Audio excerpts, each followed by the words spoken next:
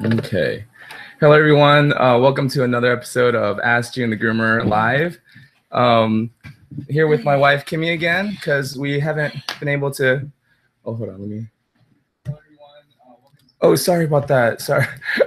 Sorry about that. Oh, we're good now. I won't do anything like that again. But anyways, we're back for another episode. Hi, Giselle and Blue. Oh, my goodness. So long. It's been like a while since we've talked, right? Mostly my fault. We haven't really done this.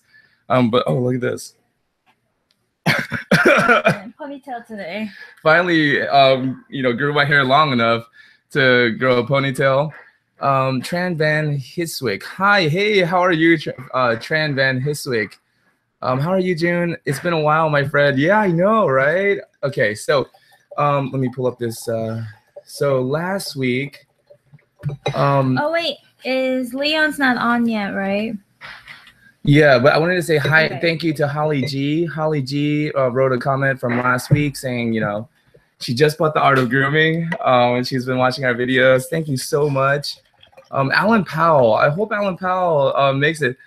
Alan Powell is a good friend of mine actually now, but we met through YouTube, through these YouTube videos. He started commenting on my videos, and really just giving me such good advice and feedback. And so then we started talking more. And then he started joining on my live feed, and really helpful, just participating a lot. So he was actually commenting last week, like, oh, I missed it. So, oh, sorry about that. Okay. Alan, hopefully you can make it. Sabrina Thomas. Hi, I've just started following you. Nice. New groomer here. Nice. Sabrina Thomas. Who is that? Shondell Sutton. OMG. Hi, Kimmy. Hey, OMG. What is Stephen Cody. Stephen Cody. So what is their username on YouTube? But glad you were wearing pants. Stephen Cody. What's up? Glad you were wearing pants. Okay. Where did we leave off last week? It was okay with Leon. We were actually talking. Let's wait for that until he gets on, because we're going to be speaking with him. So let's start with the email that we got. Okay, good idea. I gotta listen to my producer, So, all right. So the email is from. Okay, so Giselle Blue. Oh, hey there, lady. What's your name? Melinda. So this is my wife, Kimmy. Last week she was on. Anyways. Okay. June, your hair looks oh, awesome. I'm glad you like it. Oh my god. So one of my clients, Kim Rand, awesome. I love Kim Rand. But anyways, her dog is named Bailey. And I told her, I finally got this look going. I got my hair long enough to tie it. She was like, oh my god, you look like a sumo. And her daughter was right there. Her daughter was like, Mom, you just called him fat. She was like, no, I didn't mean that. And I was like, no, I mean, it's cool. I was going for samurai, but sumo, they're in the same country, I guess. Crack me up. But anyway, samurai, hell yeah. I mean, not hell. Yes. Giselle and Blue, June has some swag going on. Oh, thank you.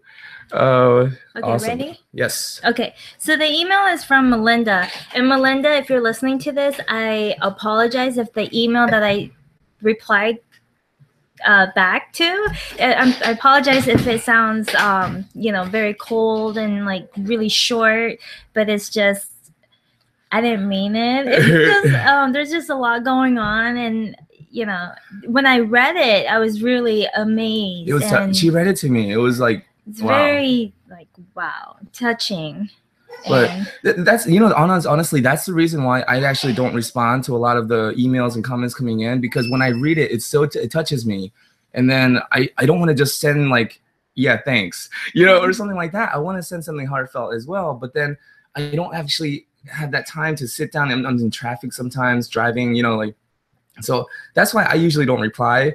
But she was thinking that was such a great email that she wanted to at least acknowledge it. But then when we were talking about it, we're like, maybe that could come across as not warm and caring, just kind of standoffish, yeah, thanks. I didn't want you to think that okay, that's it. It's not like that at all. It's just yeah, it's You know what? I mean, I tell everybody, I'm the most surprised groomer you'll ever meet. I was on a podcast, Pets Mean Business, and I was telling that lady, I'm the most surprised groomer you'll ever meet. Because I mean, like who would have thought that people would, care about what I was talking about or doing. And so then when we started getting flooded with all these messages, like really, I started staying up till 3 a.m. That first like few years, I was like up every night just trying to respond to everybody.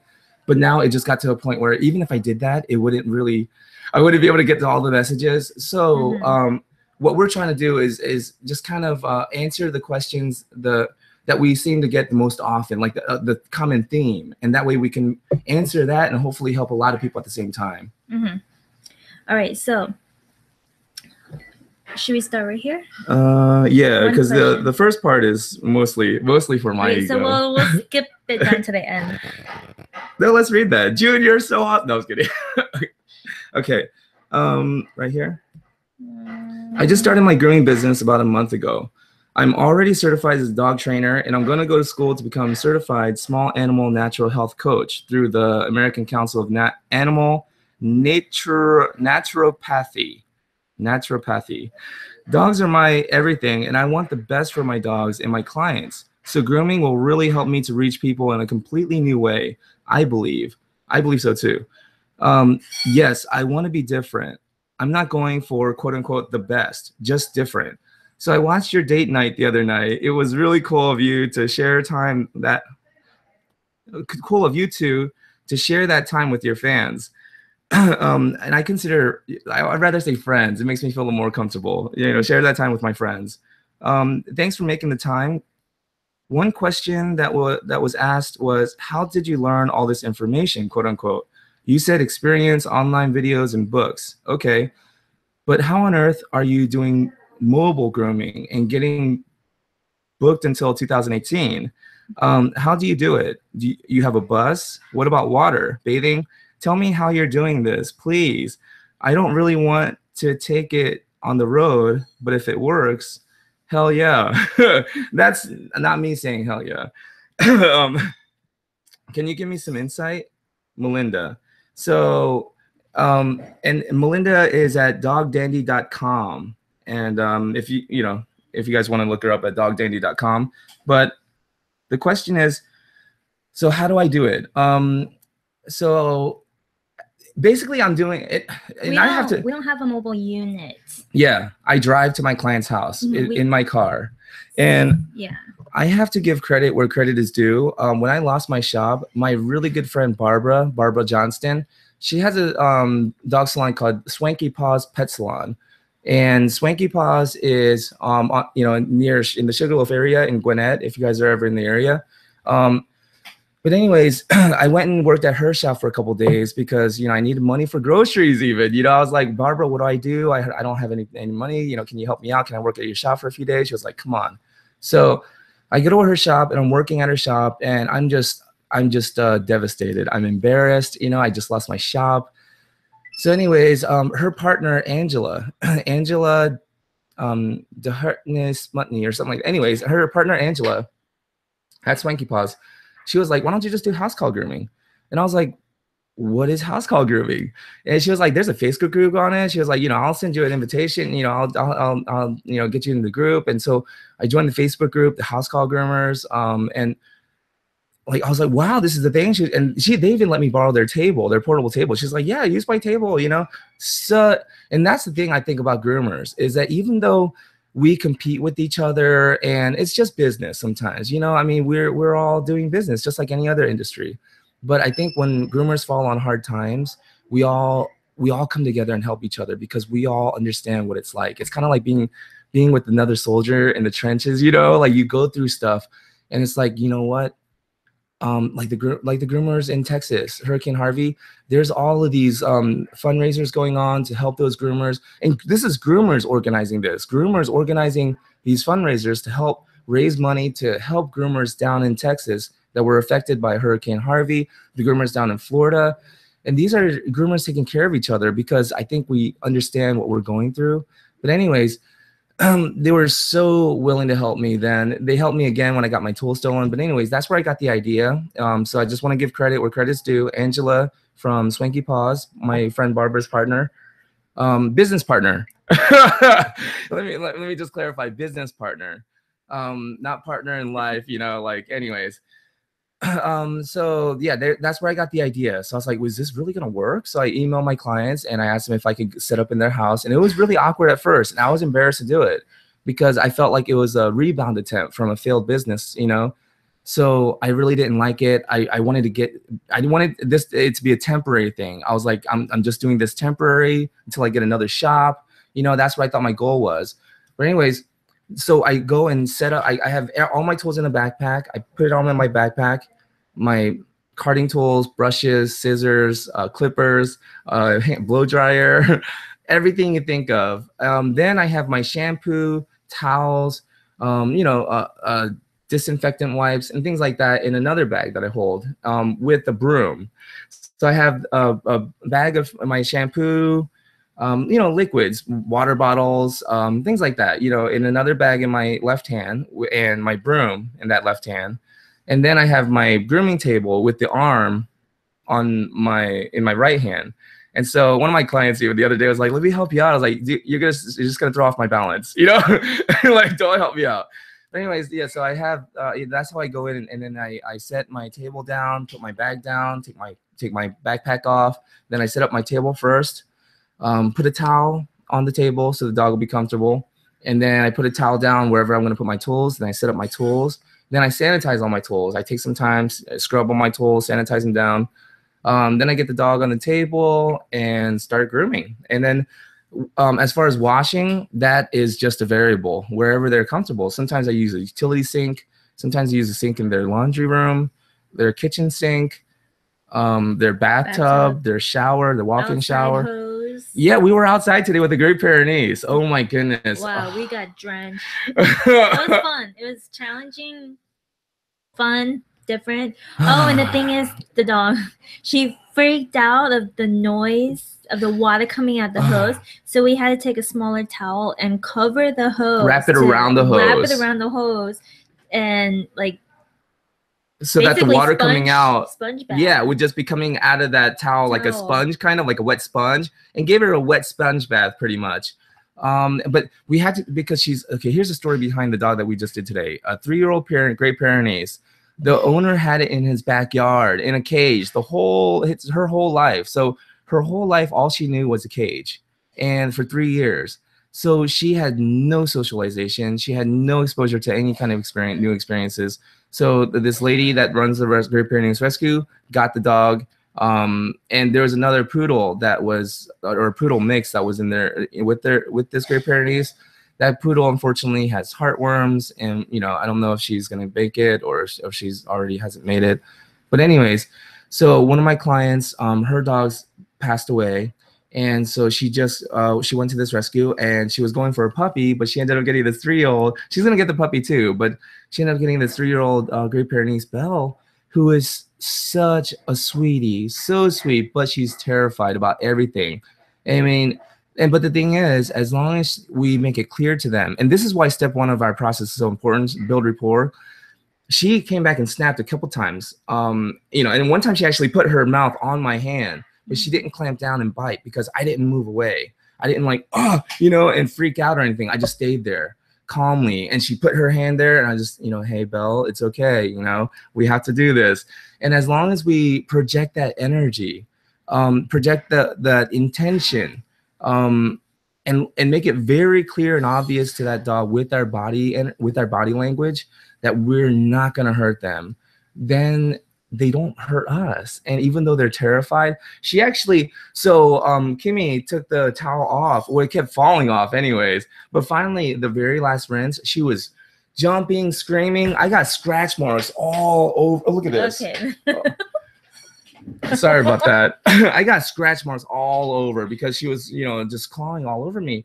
At the gym, you should see some of the looks I got at the gym. You know, when I was taking a shower, guys were looking at me because I have scratch marks all, you know, it's like, hey, it's Saturday night, baby.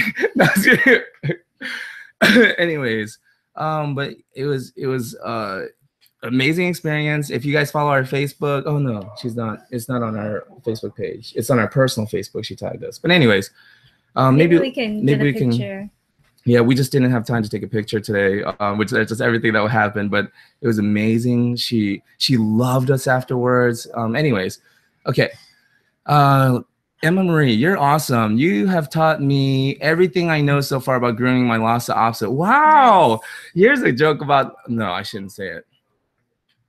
Well, I can't just bait it. Okay, here's a little joke, a groomer's joke, inside joke in the industry joke about Lhasa Apsos.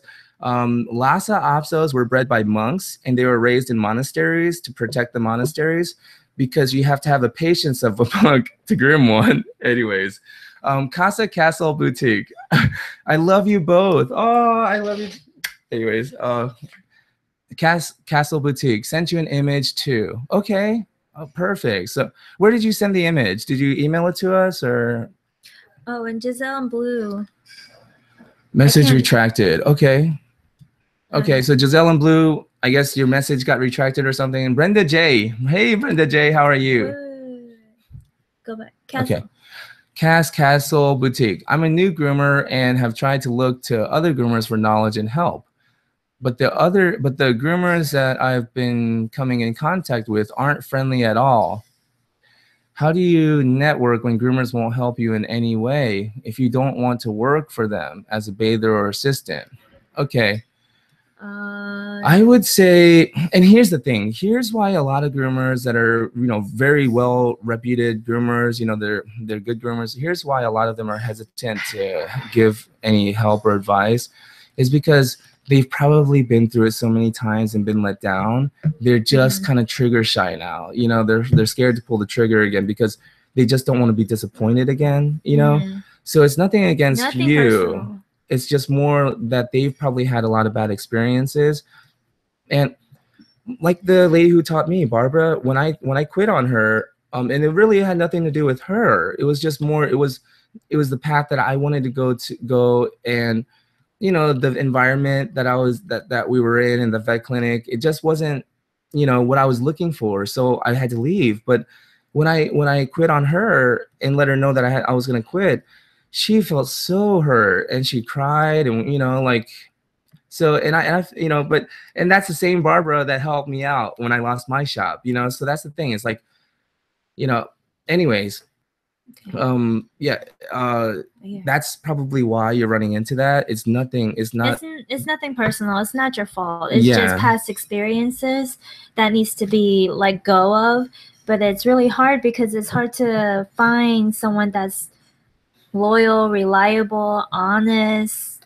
Well, a lot of groomers, I think, are afraid that they're going to waste their time. Because they don't know, they don't know who you are really, and maybe they feel like they're going to spend all this time emailing you and giving you all these pointers and tips and everything, and nothing's really going to come of it, or I don't know, but who knows the reasoning behind it? It's just you have to keep looking, keep searching, and eventually you'll come across somebody. Well, and the thing is, in my experience, a lot of groomers who have accomplished a lot in their careers, in their own careers, or they feel in a very good place, they feel happy and content, they're very helpful. They're very encouraging. It's usually the ones who feel very competitive with others, and it's usually that. And there might be some envy. There may be a little bit of envy involved there, some jealousy, some hating going on there. I don't know. Usually like Suzette, Jay Scruggs. Oh my goodness. I thought just by watching Jay Scruggs in his videos, the super styling sessions, I thought Jay Scruggs would be unapproachable. Seriously. I thought I would go up to him and say, "Hey, Jay Scruggs, I'm a fan of yours." And he would be like, "Hey, get away from me, you crazy sumo wrestler." But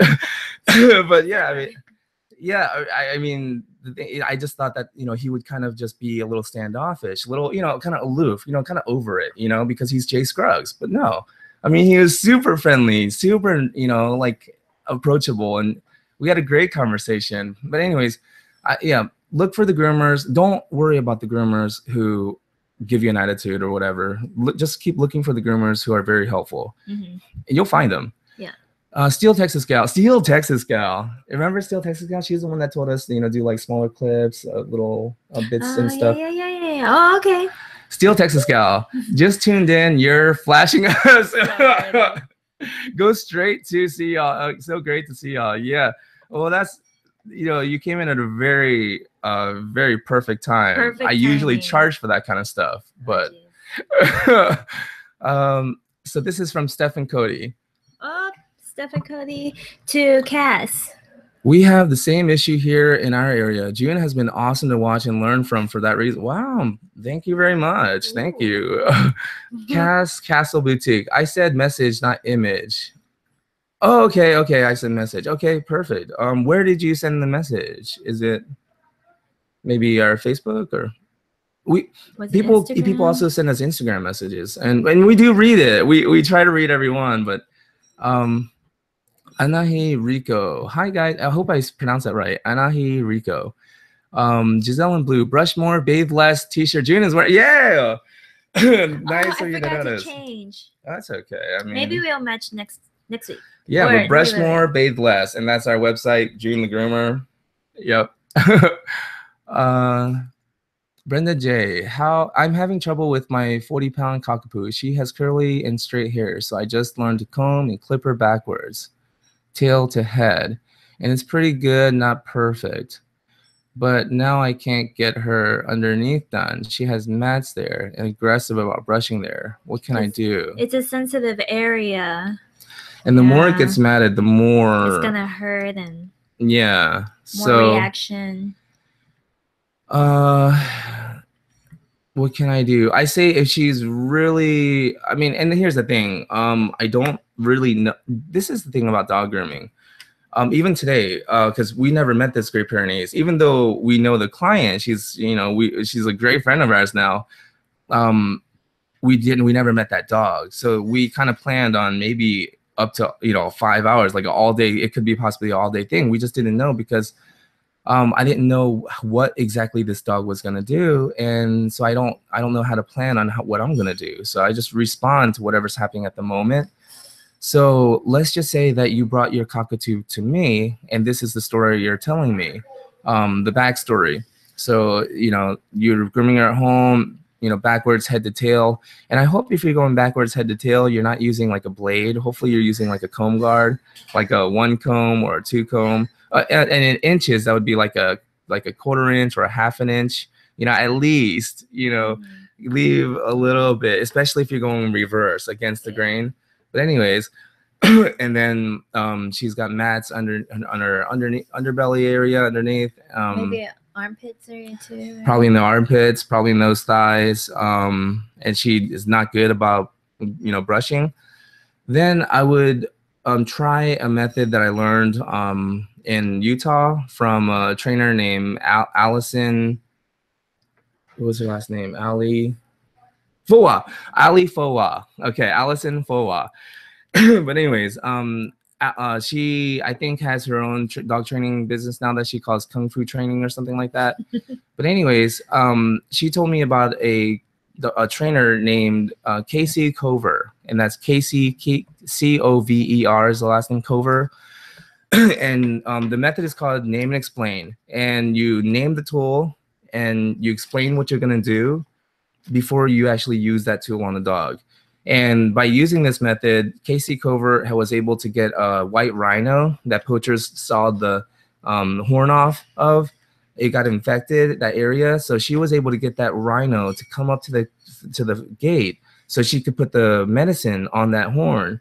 And she did it by name and explain. And so with your dog, I would do name and explain. I would say, this is a brush. I'm going to use it to try to brush out these mats and tangles for you so you feel more comfortable. And then I would go ahead and try it. And then she probably, and I would let her for a little bit. But then if it escalates and I can see that this dog is just not going to allow this, then I would, tell the dog, I'm sorry, you're right, I won't do that, and then probably get depending on how tight the mats are, maybe a 7 blade or a 10 blade. And then I would go under the mats, just a blade that's short enough to get under the mats, and then maybe even a 5 blade. And so then I would go into the underside, just shave all those tangles and mats out.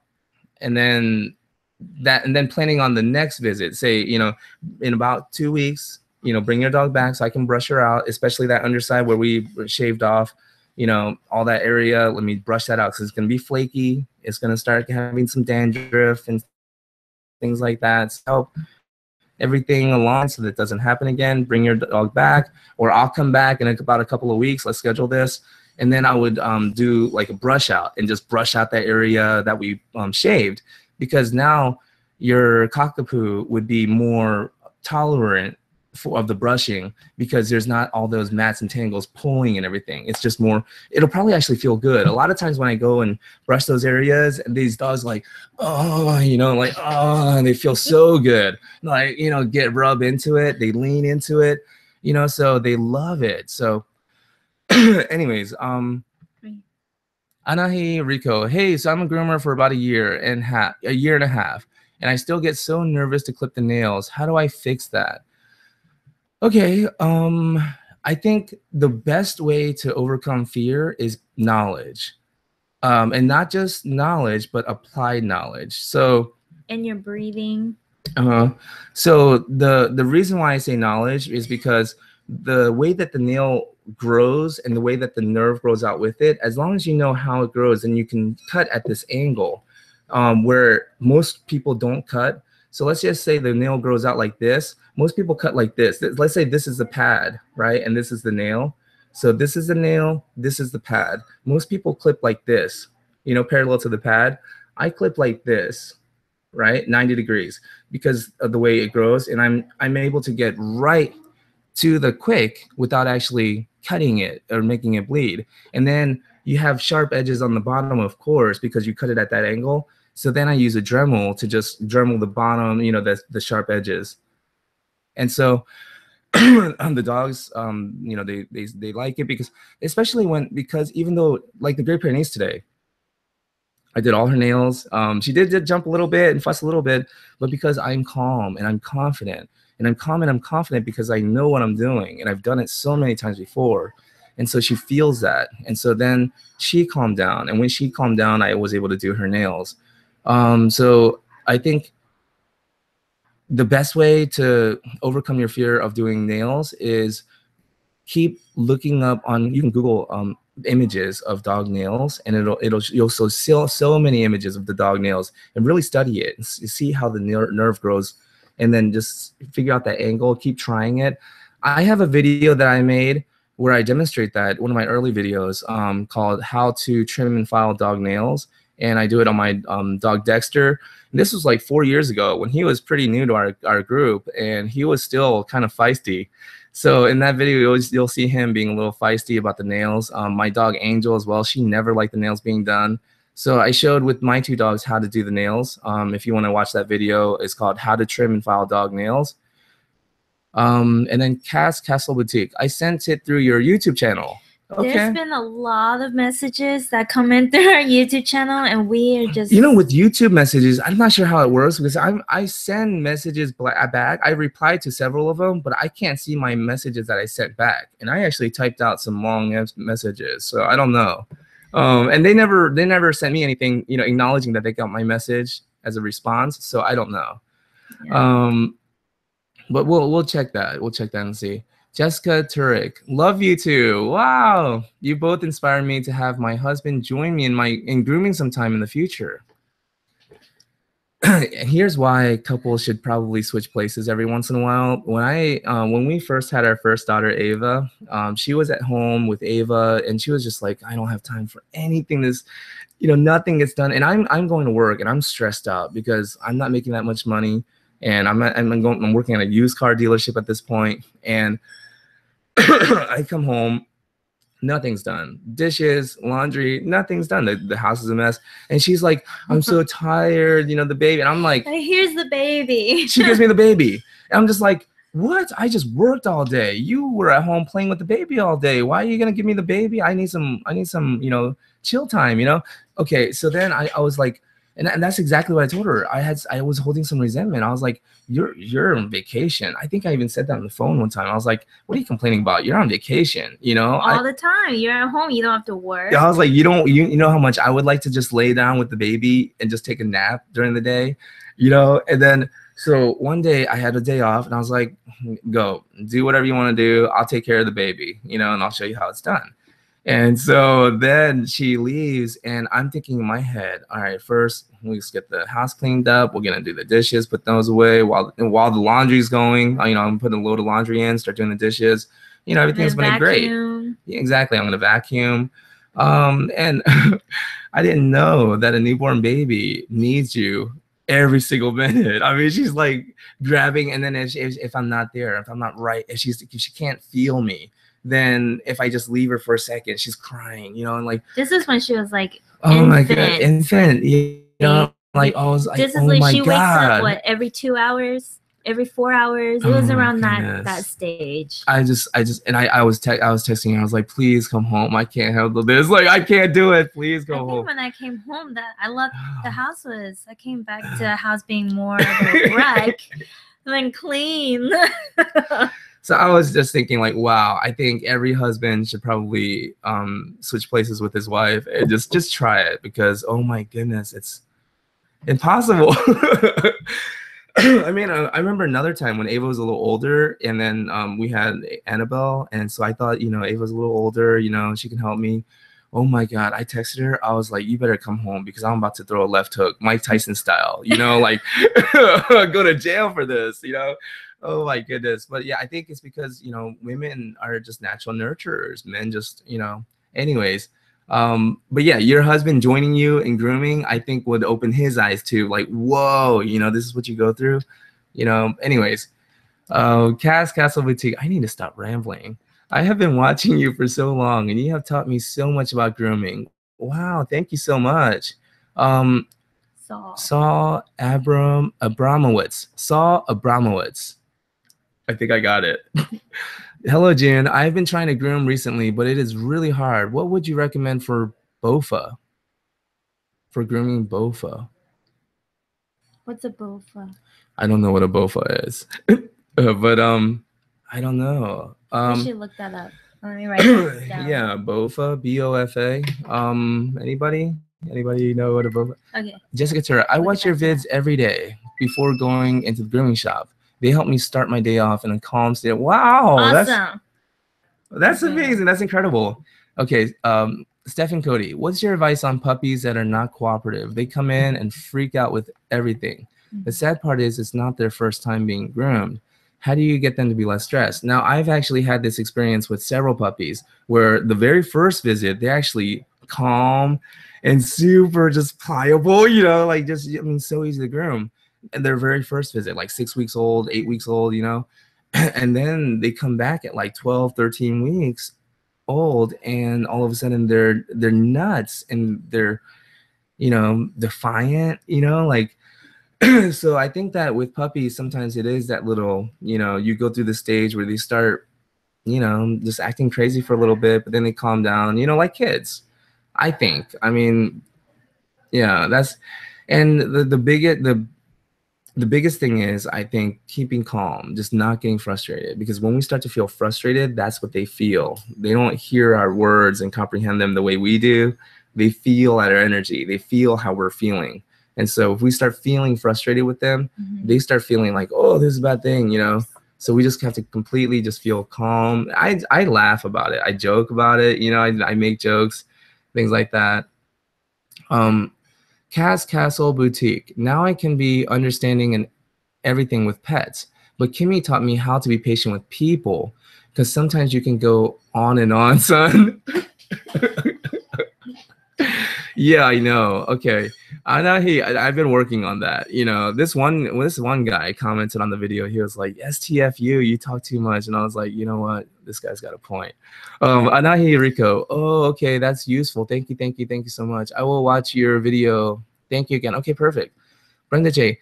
Thank you so much, Jun. Yes, I use a comb guard on the clipper for her back. Okay, yes, I'll shave her belly and underarms and then be on top of combing.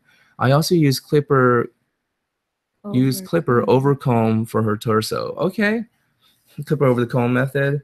That's pretty cool. That's pretty like advanced styling techniques, right? Like real barbers, like human hairstylist style. Yeah. Cass Castle Boutique. Kimmy is my girl. I take something from her all the time. Oh, awesome. Thank you. I'm not sure exactly what I do sometimes, but thank you. Well, you keep me on track. You know, sometimes like when I'm doing these Ask Jun the Groomer, you know, the episodes before, I'm rambling, and then I see her on the side like, you know, like yeah, wasting people's time, you know. So I'm like, oh, okay. Jessica Turre, he's actually helped me before bathing for a few days, and he grooms our personal dogs. I know he'd be great. Oh, okay, he has a regular job, but hopefully someday we'll have a business together. Yeah. Here's the thing. If it's something that you do want, or you do feel like that is, you know, something that would make you happy, if that was something that happened, write it down. Write it down, you know, and start creating a plan. Exactly. Because when you put pen to paper, you're taking the first step to making your idea a reality. It's like writing your goal and yeah, exactly. Trying to achieve your goal. Exactly. And I got this from Jack Canfield, the author of Chicken Noodle Soup for the Soul. When you write your goals down, it takes on a life of its own. You actually give it a life of its own because you give it a physical form. You give your thought, your idea that was just in your head and it was formless, you give it a physical form and shape by these symbols that you're writing down, these letters that you're putting together. And now when somebody else comes across this piece of paper and they read what you wrote down, they know, they can imagine the same thing you're imagining. Now the picture that was in your head is in their head. See, and so it actually has its own life. It has a life of its own, and it just starts to pull little strings in the ethers and makes whatever you wrote down come true. Now let's just say, because when I first heard that, I was like, BS, you know, the BS like goes, BS, you know. But the very next thought that came into my head, a question that just, I don't know, a voice asked me, what does it hurt to throw a penny in the wishing well, right? So even if it is BS, what does it hurt to write down your goals on a piece of paper? You wasted, you know, maybe not wasted, but you spent a few minutes, and maybe you can't use that piece of paper anymore for anything else, but you know, you really haven't lost much. So Dottie Kendrick, I have a poodle-like dog. Sometimes I don't have the money to pay a groomer, hence I became a groomer. Anybody that has a dog is a groomer. To my surprise, the dog looks good to other people. However, I saw the flaws only. Is that how you started? Honestly, is that how you started? Just by just cutting and hoping for the best? Just wondering. No, not cutting and hoping for the best. I actually was fortunate enough to have some guidance. And where I first started, they started me off doing like the scissoring around the paws, doing the sanitary shaves and around the belly, you know, the sanitary areas, you know, the ears, you know, scissoring on the ears. Then I started doing like the face around the eyes. And then I was able to do what they call a face, feet, and sani in the grooming industry. Face, feet, and sani, I think, is what most people call it. But or that's bath and neaten. Or bath and neaten, or bath and tidy, bath and freshen, whatever you want to call it. But I started doing those, especially on golden retrievers. I would do start to finish, you know, the prep, the wash, dry, and then I would scissor the feet and all that after I brush them out. Cavaliers as well, King Charles Cavaliers. Then I moved from there to a vet clinic where I met Barbara, and Barbara taught me how to do the puppy heads, the Shih Tzu heads. She taught me breed patterns, Cocker Spaniel patterns. And Barbara is a fantastic groomer, seriously. Fast, oh my goodness. And I'm not saying that in a bad way, because I'm slow, you know, and she's fast and she's good, you know. I mean, it's just a different style. We're different artists. Too. Experience. Oh my goodness. She even told me one time, because I remember I was getting frustrated with myself of how I was grooming and the haircuts just weren't turning out right. And she was like, Jun, it's actually offensive to me that you would get upset that your grooms don't look as good as mine. She was like, I have like 10 years experience and you're just starting. And she's like, you know, like there's no comparison. Like, why are you getting upset? You know, she's like, that actually offends me. You know, I went through a lot to gain the knowledge and skills that I have now. And I realized she was right. I shouldn't be so hard on myself. You're just starting out. Why are you so hard on yourself? Yeah. And I even address this in my book, The Art of Grooming. When you groom at home and you look at your dog, don't worry about the flaws, and don't worry if you got a shave mark right down the middle of their head. You know, just laugh about it and say, "Oh my goodness, you look funny. That matches your funny personality." You know, and the dogs, they don't care. They're gonna jump on, you know, hey, they're just happy that you're happy. Yeah. But if you look at their haircut and you're like, "Oh, I suck. I'm worthless." You know, this kind of negative. You know, how come you know, why am I always so? You know, then. Your dog only feels that energy, and they don't know why. They're not rationalizing it. They don't look at themselves in the mirror and say, "Oh my God, my mommy did a horrible job." Yeah, that's why she's feeling like that when she looks at me. I don't think the reason like that. No, they just know that when you look at them, they're feeling like that. You know, that you're feeling like that, and so they start feeling anxiety. They start feeling like, you know, oh, what did I do? You know, so when you're grooming at home, Daddy, and let's say you just jacked up your dog's haircut, and they look like a hot mess, still just laugh about it, be positive, and just know that the next time you have an opportunity. Oh, my daughters, I always ask my daughters, "Hey, Ava, Annabelle, are you proud of yourself today?" And sometimes Annabelle, she'll say no, because Annabelle is honest like that. And I'll say, "Annabelle, that's no problem. You know, just you're being honest. I like that. You're self-aware. And that just means that tomorrow is a great day, because tomorrow is another opportunity. You know, you get a brand new opportunity to try to make yourself proud of yourself." You know, so look at your haircut the same way. If you messed up on your dog's haircut one time, you know, it's okay. You know, that doesn't define who you are. You know, just remind yourself that the next time you do the haircut is another opportunity to get better. Practice makes improvements. Les Brown says that. Les Brown says, practice does not make perfect. He was like, that's ridiculous. There is no perfect. Practice doesn't make perfect. Practice makes improvements. Cass Castle Boutique. I saw her giving you the nudges last weekend when you were going on top. Yes. Wow, you caught that? I love those nudges. I love it when she. No, I was kidding. Stephen Cody, we have multiple dogs a day. How do you find the time to build rapport with fearful dogs without getting behind? Any tips? We have what you can suggest is a dry bath. We have a service called a dry bath. And what is a dry bath? A dry bath is what we call a prep. So let's say they get groomed today, right? So then about 3 weeks later, they'll come back for the visit. So it's been some time where they can, you know, kind of forget about it, but it's not too long. And when they come in for the dry bath, you're going to check their ears, check their nails. If they're long, then you can trim them, you know, give them a really good thorough brush out. And I think that's it. Well, this is why I love grooming, because everything she explained, that's all preventative care. That's all, like, you know, if your dog is growing a weird cyst somewhere, or something's going on, or let's say it's on their pads, they're growing like a weird like coating of yeast or something, you're going to catch all of that by regular grooming and maintenance. You know, you catch all of these things by going through your dog. And so maybe you can try, you know, letting the owner know, hey, you know, let's try the dry bath service where, you know, we'll build rapport slowly that way.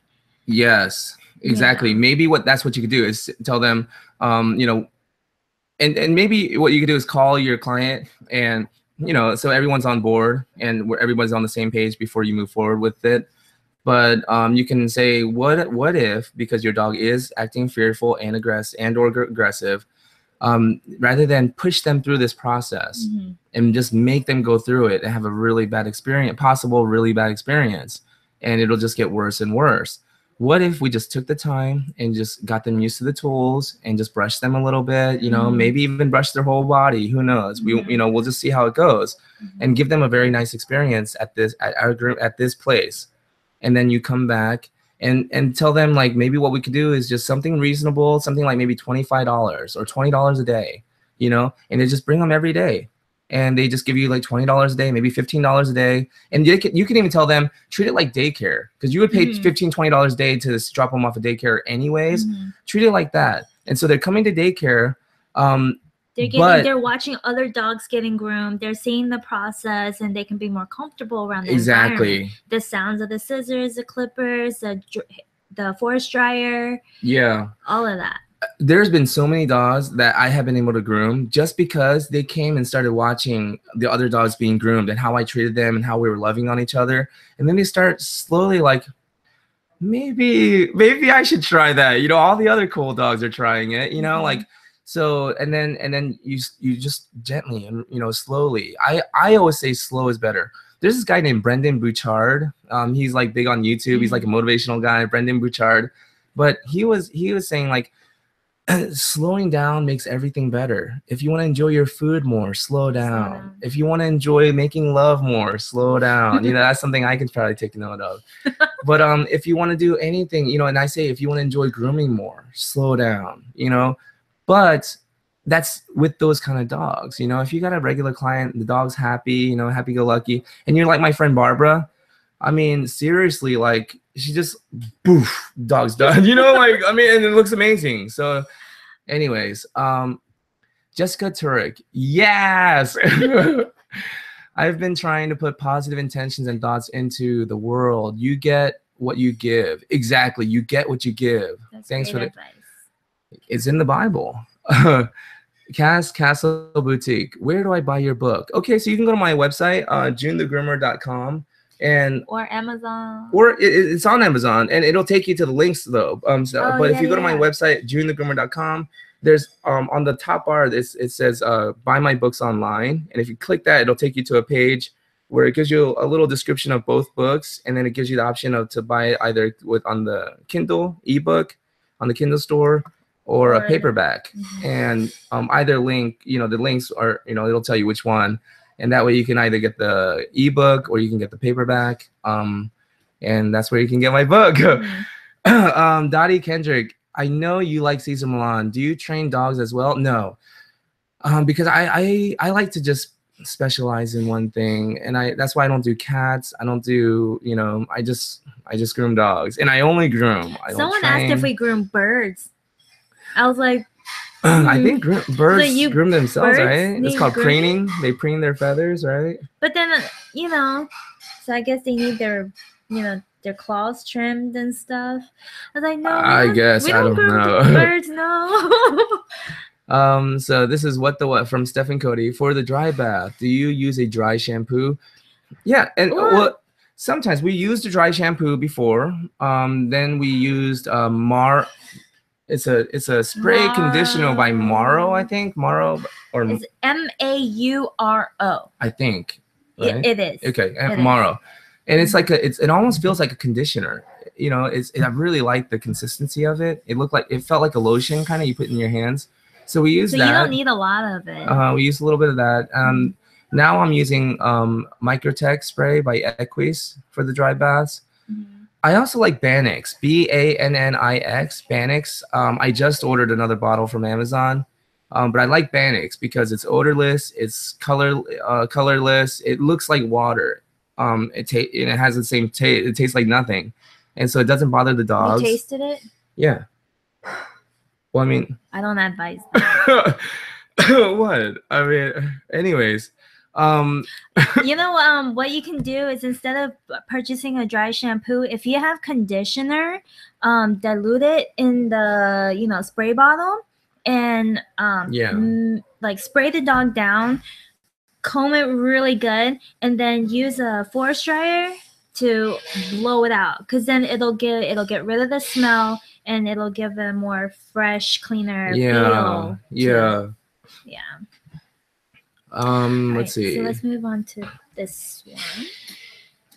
Kaduko, June, love the feedback. I am new to an area I moved to. I want to find someone great to work with my fur baby.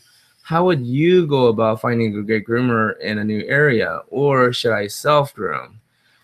Well, I mean, even if you do find a great groomer, I still say self-groom, you know, because grooming, what is grooming? Grooming is hygiene, right? So, you know, keeping my beard, you know, manageable, you know, presentable, you know, making sure my nose hairs don't stick out too much, you know, brushing my teeth, my ears, you know, cleaning my ear. This is all grooming, right?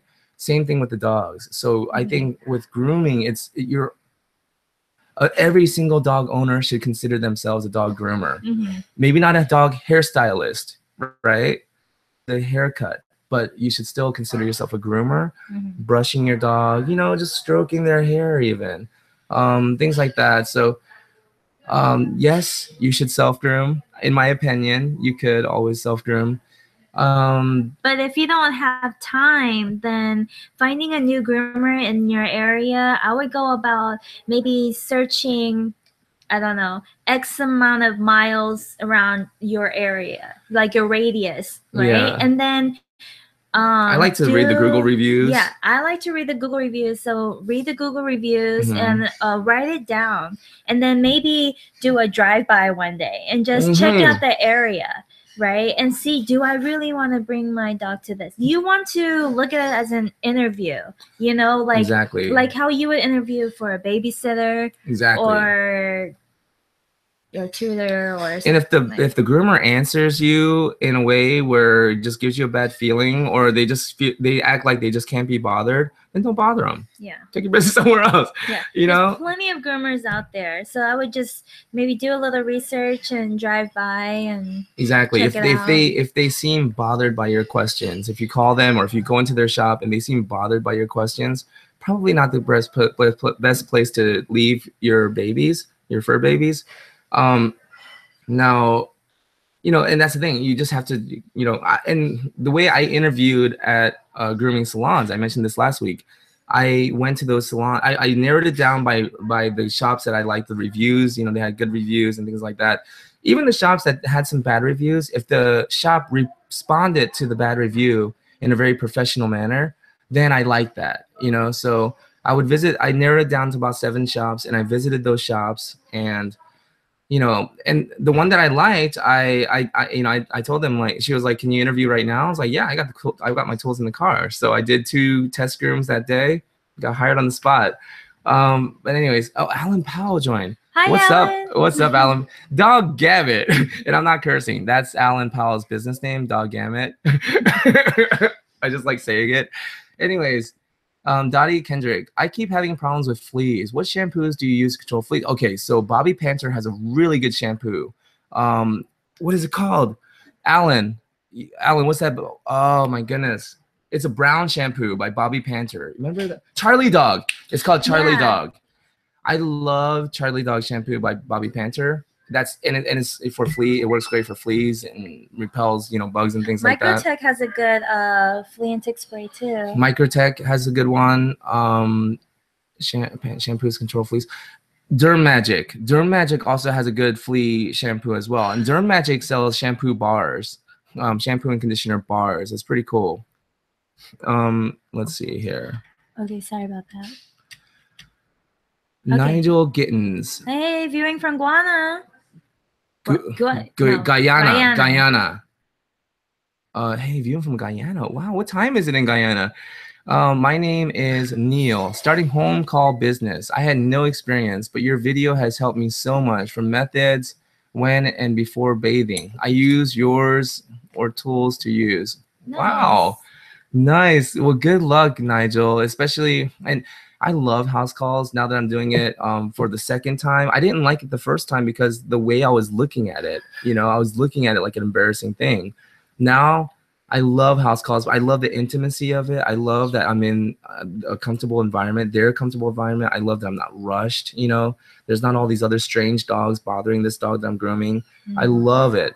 And the client is there, so if they have any questions, they can watch. If you're pulling the ear hair and the dog like freaks out and goes nuts with the high squealing pitches, the owner is there to watch the whole thing. Yeah, you know, so it's not like you're hurting the dog. It's just your dog is really sensitive to. And they get to see what happened. I like, and also the funny thing is a lot of our older clients that used to be our regulars before we moved out to Arizona for about 2 years and came back. When I started doing the house calls and I showed up at their house, these dogs would jump up and like get us so excited. And one of the dogs, Bree, Springer Spaniel, like showed me all these like spots and like behind the garage, the secret spot she goes to. You know, it's like in Max, before Max passed away, this Bichon, he would like show me all these spots. But yeah, this thing is like, it's like they like showing me like, hey, this is my house. Let me show you my room. Let me show you, you know, it's like, this is my bed. Yeah, Yeah. it's really special. Cass Castle Boutique. What do you do when you just starting out, trying to build your clientele by giving a better price? Ooh, I wouldn't suggest that. Okay. Anyways, but clients want you to perform miracles for $60 on a matted dog, and oh, save the coat too. Okay. Now, I'll let you. Once you give a discount, then you are labeling yourself as the discount groomer. So therefore, your quality would probably have to match people that start price, to expect right? a discount. I mean, they're gonna expect a discount. They're gonna expect you to just get it done like you're going through a car wash, you know.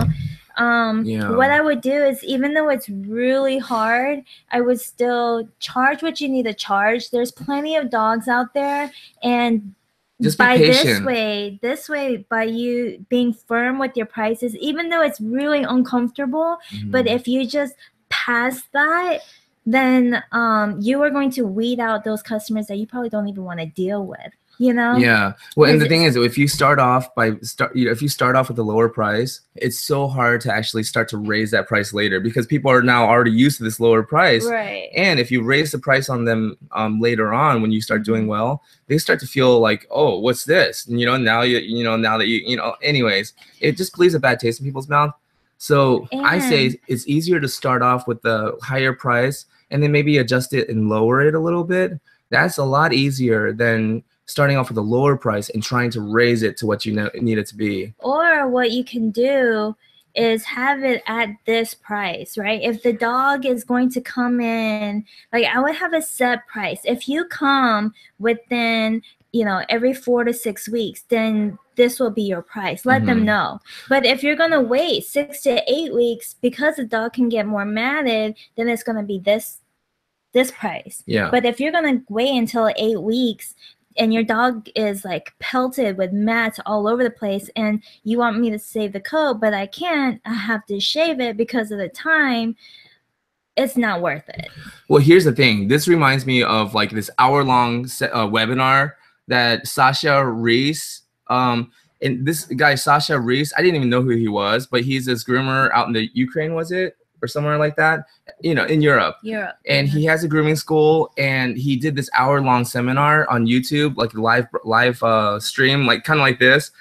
And oh my God, I mean, this guy, he could work on his presentation skills a little bit, like I could, but I mean, he was just laying down just pearls of information, right? But one of them that I really liked was he was saying that as groomers, because we're not knowledgeable, because we don't have enough knowledge, we're not educating ourselves and educating the clients and presenting ourselves as professionals, we let our clients tell us what they want us to do, rather than us tell our clients what their dog needs.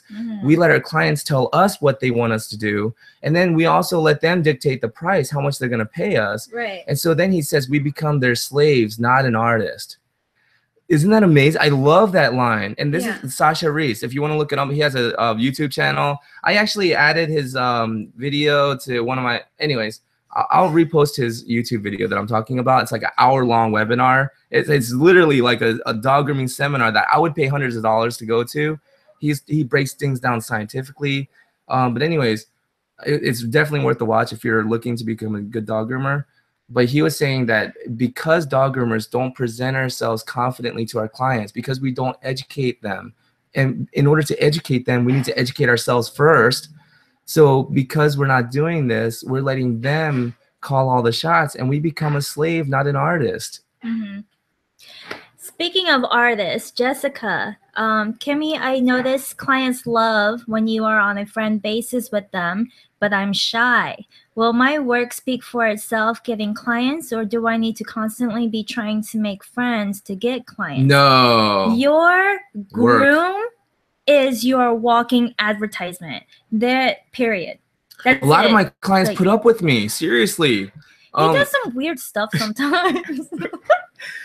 Seriously, as long as your work is good, they put up with. I mean, I was caught naked in the bathroom with the lab once. I mean, seriously, and I was for sure I lost that client. But people will put up with a lot.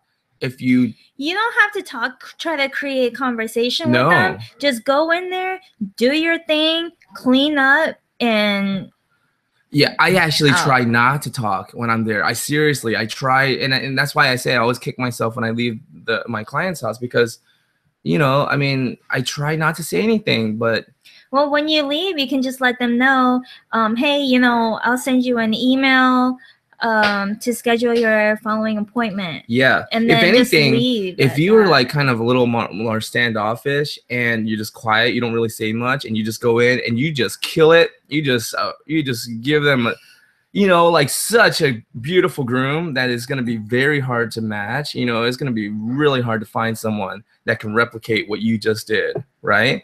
And then you just like, all right, I'll be in touch. You walk out, just cool.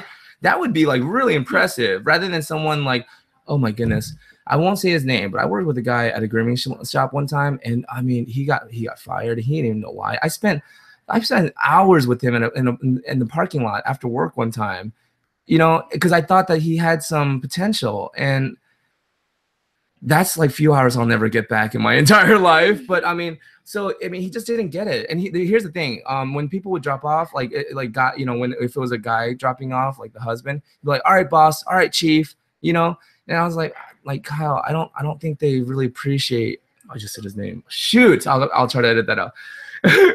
This thing about live streams. But anyways, I'd be like, hey, I don't think they appreciate being called chief or boss. Like just be professional. Yeah. Mm-hmm. If you're professional with them, then they'll be professional with you. Exactly. Now, if they want to talk about your weekend, maybe you can, just say a couple things about your weekend and then keep asking them questions. Have them talk. Exactly. You know what? I even told him, I was like, because he was like, oh man, I think they're going to fire me. I was like, dude, if you come in every single day and you come in on time, you're reliable every single day, you just pour it on, you do the very best you possibly can, and they can see that you're improving every single day. Even if they didn't really like your personality, they would still keep you around, because they can see that you're trying your best, you're showing up, you're reliable, and you're improving every day, you're making progress.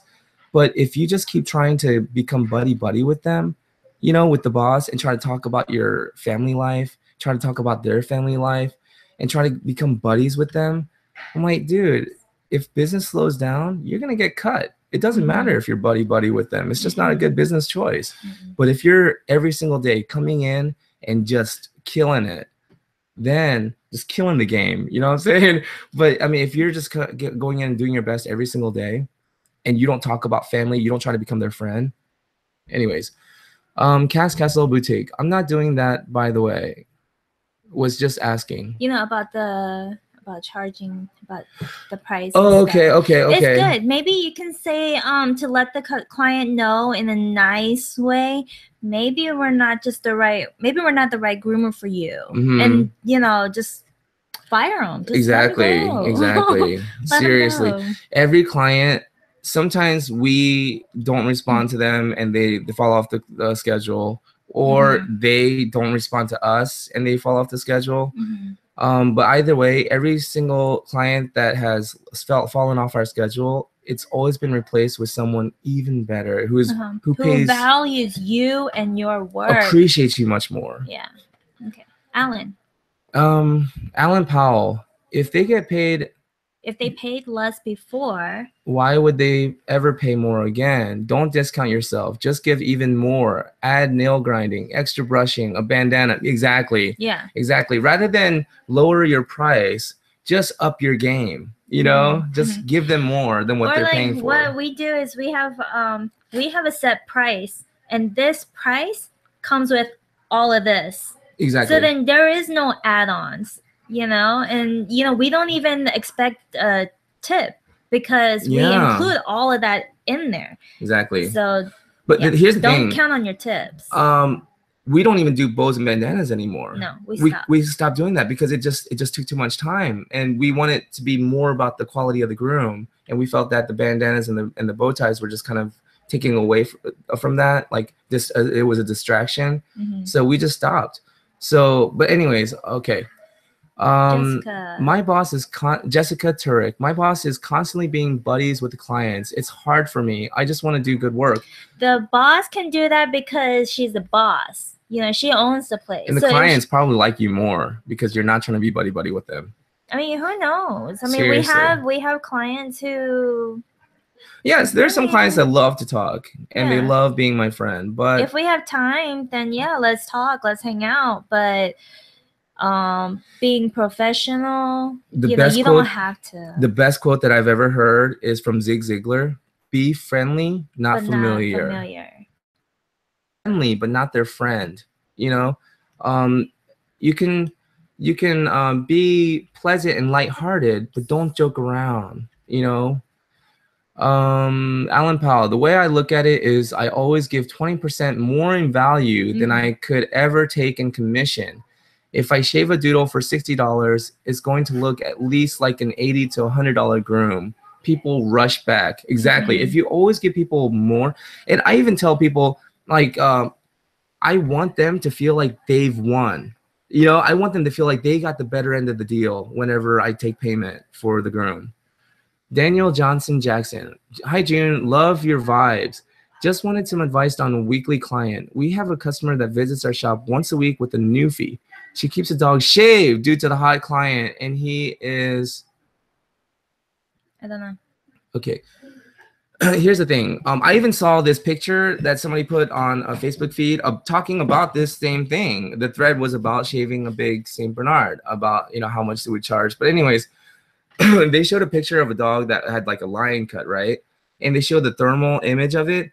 The part that was shaved was hotter than the front part that had hair, because the hair actually insulates. Think of a person that lives in the Middle East, in the desert. They're completely covered in robes, in that turban, or what do you call it? You know, the thing over their head that covers their head. They're covered in robes. Now let's just say that we, you know, ignorantly, without knowing, go to the Middle East, and we're driving in our, you know, whatever, the Humvees, you know, the Hummers and everything in the desert. We're like, look at these people covered so hot in this desert heat. They must be so miserable. And so we rip those robes off. We take off their turban, you know, and we put on swimming shorts, you know. We're like, there you go, buddy. Give them a bikini. Yeah, you're welcome. You know, like, they're gonna be like, you just killed us. You know, like, you just killed us. You just took away our protection from the sun. So I don't recommend shaving a newfie, especially every week. We would recommend a brush out, a dry bath every week. You know, a thorough brush out. Or maybe she just comes every week and she keeps her shaved in the summer. But still, here's why. Bathing every week though. That's, yeah, I mean, even bathing every week. Oh, you know, here's why. Okay, so bathing every week. The reason why you don't want to wash your dog every week is because every time you wash your dog on a cellular level, it interprets it as an attack. And I learned this from the IACC certification program. Here we go. This big this big certification workbook here, the study guide. There's a lot of information inside. But in it, you will read that by exposing their skin to the sun, their melanocytes rapidly multiply under the direct exposure to the sun, and this eventually turns into a tumor, which can turn into a cancer. Another reason why you don't want to shave their coat off is because Michelle Knowles taught me in the Yves Saint Bernard skin esthetician program that the oils being produced by the skin uses the hair as a way to travel and protect the coat and the skin and protect the dog's body. Now, if you shave off the hair, you've now taken away the mode of transportation, the highway, the roads for the oils to travel along the dog's body.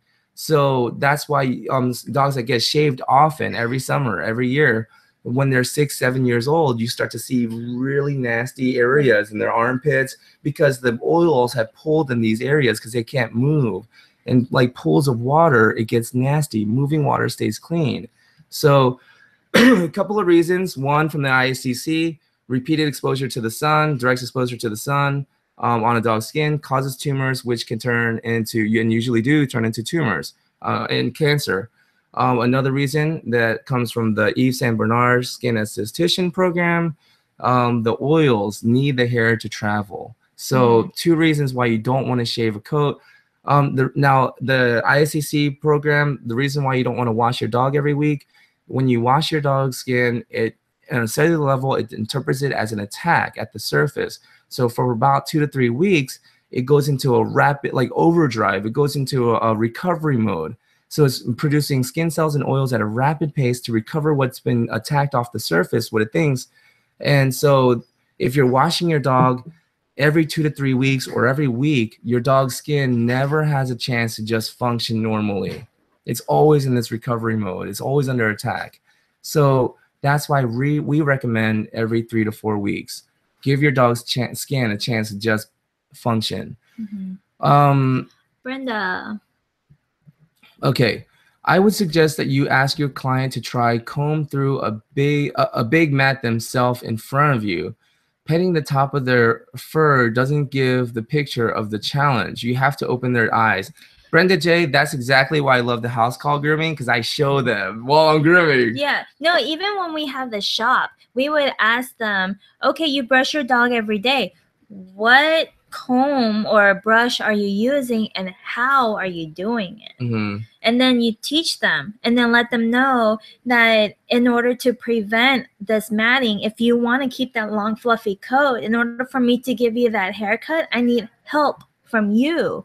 So if you can help me maintain your dog's coat by brushing it and combing it every day, or spend about like 15 minutes, half an hour a week to, you know, comb them out thoroughly, then I can give you the haircut that you're looking for. Yeah. But if you're not, then, you know, or then that's when you suggest the dry bath service and say, hey, maybe you can, if you don't have time to maintain the coat at home, then bring them in weeks and then let's, you know, or in between the groom and let's, you know, maintain the coat You that as a way. groomer, come up with the plan. Come up with the grooming plan for them. Yeah, just give them 2 options. We can do this or we can do that.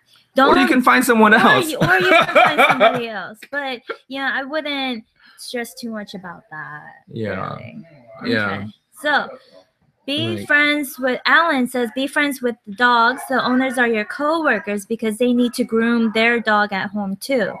Exactly. Sorry about all the background noise. And then Alan says he does a lot of meet and greets. I love that. Be friends with the dogs. The owners are your co-workers because they need to groom the dog at home too. I love that. I love that. And it's really changing the owner's perspective, changing the way they look at grooming. Grooming is not just washing your dog and giving it a haircut. Grooming is the well-being of your pet. Cleaning its ears, cleaning his, you know, like brushing their teeth, clipping their nails, or just checking their nails, you know, brushing them. Anyways, Danielle Johnston Jackson, he is bathed on every visit. Every week he's bathed. The constant bathing, I feel, is causing heavy scabbing. Yes, and rashes. Not to mention he has bad allergies. Yes. But if you brush and you card him out, all those problems will go away. Brush it all out naturally. All of that dander comes out while you're brushing. Yeah. Wear a mask. Wear a mask. Oh yeah, you don't want to breathe that in. Is there a way to tell the owner once a week is too much without offending? We use Morrow shampoo and leave-in conditioner, which helps, but I'm worried it may still not help in long term. Any help is appreciated. Sorry for scattered messages. YouTube won't let me post because I am typing too much. No, I love it. I love it, Danielle Johnston. And here's the thing. The Morrow shampoo and conditioner helps. They're great products, right? But the thing is, brushing is the key. Brush more, bathe less, right? So brushing is the key. So here's the thing. With our teeth, brushing is the key, right? Brushing and flossing, right? So let's just say that I go to the dentist and I say, why is my teeth hurting so much? He'll say, are you brushing, right? And I say, I'm using the best Colgate Crest shampoo, you know, toothpaste out there. I'm buying the most expensive toothpaste. I'm using Listerine, the newest Listerine out on the market. He's gonna say, are you brushing and flossing though? I'll say, yes, I'm brushing and flossing. He's gonna say, are you brushing and flossing? Yeah, I'm brushing and flossing twice a day.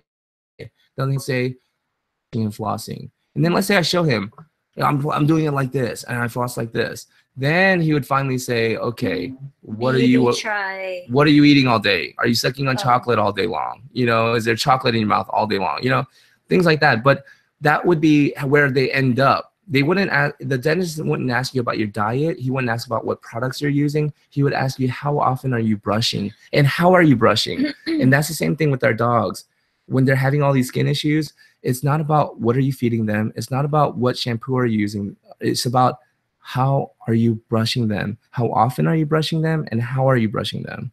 So to answer your question, without offending them, maybe you can just suggest to them, hey, I have an idea. Yes. You know, let's try this brush out. You can call it a dry bath. You can call it a brush out. You can whatever. Just, hey, I have an idea. Let's try this for a month. You know, and let's just approach see, it like a suggestion. Yeah, let's just see if the scabbing, the scratching, and the rashes, let's see if all of that goes away. And then what you can do is use the Morrow spray, you know, the conditioner, the leave-in conditioner, you know, get the dog conditioned and then force up. Dry. Yeah, you know, brush it out, force dry it, and let's see what they say. And also I the way I usually sell the dry bath is I tell them you won't even notice the difference between when I wash them, like actually get them wet and wash them, shampoo them, and when I do this, I tell them you won't even be able to tell the difference, and they can't. Yeah. Oh, so Jessica. Okay. Oh my goodness, it's 9:18. Yeah, we gotta hurry. Okay. Yes, I notice I have a lot of referrals and lots of compliments, not complaints, compliments because of my grooming. She has lots of complaints. Can't wait to get out on my own. That's what I've usually noticed. When just my personal experience when I worked at different grooming salons, the ones that try to strike up a conversation with the clients, and you can tell they're trying really hard to be friends with them, they're not confident in their grooming skills. Right? The ones that just, here's your dog, thank you very much. You know, you can be friendly and professional, but be brief because you're busy, because you're a professional. Yeah.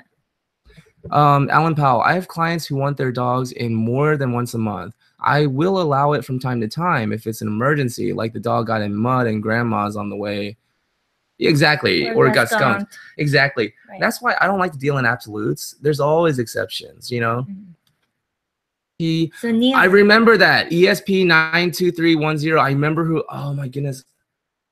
But hello, thank you for joining ESP. Nigel. Okay, this is Neil. This is Neil. I got your message, Neil. And it's actually the same time over there. Neil, I have trouble as to what services I should offer in this space. I do baths, nail clip, ear cleaning, and hair trims, flea treatment, dematting. What do you offer? Do you bundle any set of services?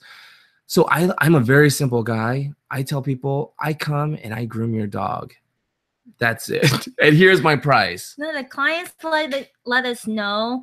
I guess it's part of training your clients. So we don't have a separate ear cleaning, teeth brushing, nail trimming, nail filing, anal gland expression. They don't pay extra for all of that. It's all included in that price. I come and I do it. So they're going to either pay the dry bath price or the bath price, which is bath and just a trim up, or full groom. Yeah. That's it. Just three services, and that's it. Exactly. But in each service, I do include like nail trimming, filing. All of that's included. I brush their, but here's the thing. Just like I said, there's no absolutes. There's always like variables. I brush the dog's teeth. I include that in the service.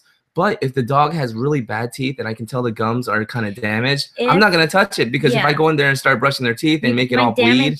Exactly. So there's always, you know, that's why I don't like to charge for it, because let's just say there's a case where I don't feel comfortable brushing the dog's teeth, but I charge the customer for it. Right? Mm-hmm. They paid extra for this teeth brushing service because they think somehow it's going to miraculously help their dog's teeth, when actually they got to go to a vet and get a teeth scaling. Right. You know, the teeth brushing is not going to really help. Then I don't want to charge somebody for it and not do it. You know what I'm saying? Mm-hmm. Alan Powell. But I will tell my clients that overbathing is worse than underbathing because it makes the oils overproduce, which feeds the bacteria that creates the old lab smell. Yes. Perfect. Alan, I want to buy you a drink one day. Danielle Johnston Jackson. Alan, that is exactly what happens. Exactly. Mm-hmm. Exactly. Yeah. Dottie Kendrick, how often do you brush a dog's teeth? Back in the day, we never ever brushed the dog's teeth. And to my knowledge, the teeth didn't fall out. What's normal? So we actually attended a seminar in Arizona at a local library by a veterinarian dentistry specialist. And she was saying that she recommends every day, daily brushing, just like our teeth. But she is like, realistically, I know that's not going to happen. So once a week is good. She was saying just do a really thorough job, just get in there. And here's a good tip. It's the mechanical act of brushing that breaks up the plaque and does all the has all the benefits. It's not just spraying. Exactly. It's not the product. It's not the toothpaste. It's the actual brushing. The mechanical act of brushing. So if your dog won't tolerate a toothbrush, she's saying those finger brushes is good. If your dog won't tolerate a finger brush, just use your finger. If your dog won't let you do your finger, then she's saying the dental chews and the dental things, those are helpful, but nothing is as good as the mechanical act of brushing. Okay. Jessica Turek, you two should write a book together about how to be a great professional grooming team. Wow. Write a book together? Maybe. We'll think about that. I love what Wayne Dyer said one time. He said Wayne Dyer was talking about another author, actually, and they asked him, are you working on another book? And he said, I don't know, but I probably am. And I think that's basically how artists think. Like, I'm not really planning on writing another book, but I never planned on writing the first 2 books either. Yeah. Danielle Johnston Jackson, thank you so much, June. I am not the owner of the shop, but she and I both have been working towards solutions. I'll definitely show her this and see what we can do to get the client on board. Perfect. I would suggest maybe having them get used to coming on a 4 to 6 week rotation. Exactly. One of our clients, she's not here anymore. She moved to Chicago, but Fenway, her dog was constantly, it's a Poland Polish lowland sheepdog. Yeah, a Polish lowland sheepdog. I love Fenway. Fenway is amazing, and he always had such bad skin issues going on, just riddled with bad skin, just all this stuff, yuckiness. But I told her, like, let's just try this. I was like, I know what your vet's saying, and I know what your vet says, and your vet disagrees with me, but let's just try this because you've been trying everything else, and it's been going on, and it's been getting worse. Let's just try this, and this next comment you're saying, Danielle Johnson Jackson, it might be a hard sell. She has 2 other Cavaliers that come every week as well that also get the same thing, that have no issues. Any advice for is she doesn't agree with it? Just ask her, do you really care about, I mean, if let's just try it. Just tell her, what can it hurt to try it? If you really care about your dog and you want to come up with, and you want to find a solution for your dog's discomfort, then let's just try this. Yeah, just offer it. I mean, what are they going to do? No? Okay, well then maybe it's not worth your time. Exactly. Just move on. And that's the thing. It's like sometimes it's hard for people to accept something, especially when what you're suggesting seems so simple to them. But just pose it as a question, like what does it hurt to try? Captain Naaman. In the Bible, Captain Naaman had leprosy, and he visited the prophet Elijah. And Elijah told him to go dunk himself 7 times in the river Jordan, right, to cure his leprosy. And leprosy is basically, back then, you were going to die. And so Captain Naaman is his hot shot, right? And he got offended. He was like, I'm not going to bathe in that dirty river Jordan. He was like, we have much cleaner rivers where I'm from. He was like, that river... he's like, what are you calling me, a dog? He even said that, like, what am I, a dog? You're telling me to bathe? He got offended, and he started riding back home. And one of his right-hand men, his captain, asked him, if the prophet asked you to do some great thing, if the prophet asked you to do something very difficult, wouldn't you have done it? All he's asking you to do is just dunk yourself in the river 7 times. Why not give it a try? You're gonna die anyways. So that's what convinced him. He turned his chariot around. He went to the river. He tried it. He dunked himself in the river. After the 7th time, he came up. He was clear of the leprosy. And I'm not suggesting you tell this story to the client. I'm just giving it as an example of a great Bible story where just suggest to them, why not give it a try? If we asked you to do some great thing and spend a lot of money at the vet doing some crazy procedure, Wouldn't you do it? All we're asking you to do is just let us brush them. You know, just give it a try, and maybe that will help. Sorry for getting off topic. Sorry for going on a Bible story. Alan Powell. Here, nails, ears, and glands are free when applicable. Okay. Awesome. Yeah. Raw diet is best for teeth by Brenda Brenda. J. You know, we've heard that too. Exactly. Yeah. Nigel Gittens. Okay, so this is Neil. Okay. Oh, sorry, didn't know you got my early messages. Thanks for the advice. Okay, Jessica, this is the last message we're gonna read, and then we really gotta go because we gotta pick up our girls. So we need to make the world realize that groomers are an integral part of their pet's life, and we should be respected just like vets. We have such a personal relationship with the pets. And I'm sorry.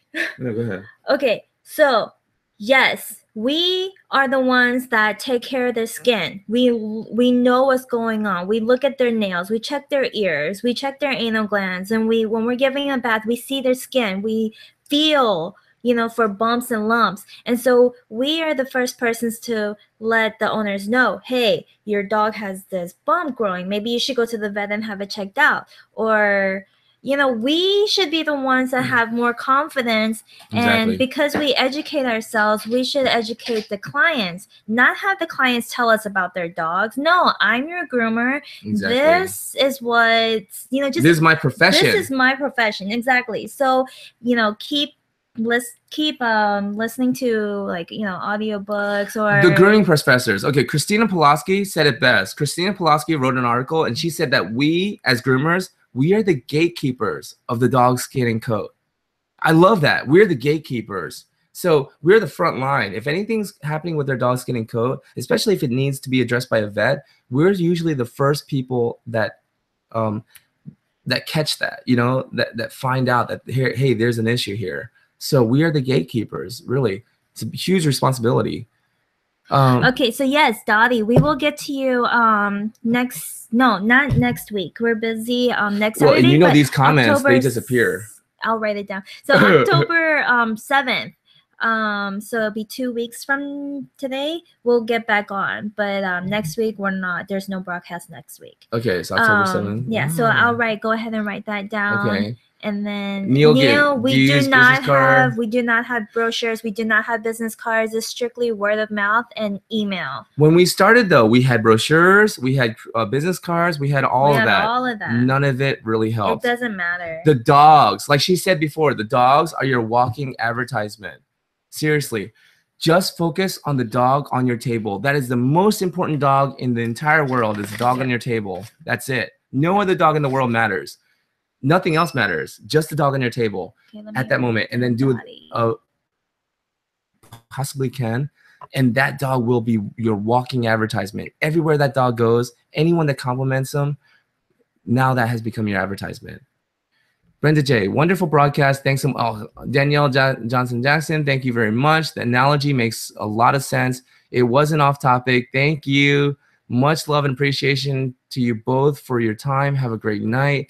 Dottie Kendrick, yeah, I enjoyed it. Awesome. Awesome. Thank you. Danielle Johnson Jackson, do you have an email I can get exact information on what you do for your brush out? I'll send you messages for sure. Yes. junthegroomer@gmail.com. junthegroomer@gmail.com. If we don't reply back to your email right away, please don't think that we're ignoring you. Oh my goodness, she takes care of everything. I'm usually grooming a dog, so I don't get to the emails. She does all. Oh my goodness, you're so good. Keep it rated G.